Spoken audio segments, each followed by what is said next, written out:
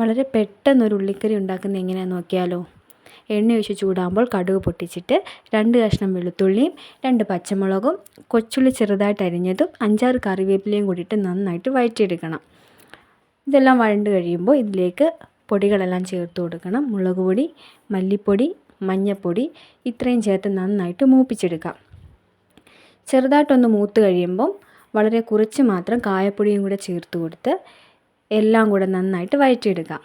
പൊടികളെല്ലാം ഒന്ന് മൂത്ത് കഴിയുമ്പം ഇതിലേക്ക് തക്കാളി ചെറുതായിട്ട് അരിഞ്ഞതും കൂടെ ചേർത്ത് ഒന്ന് വഴറ്റി കൊടുക്കാം.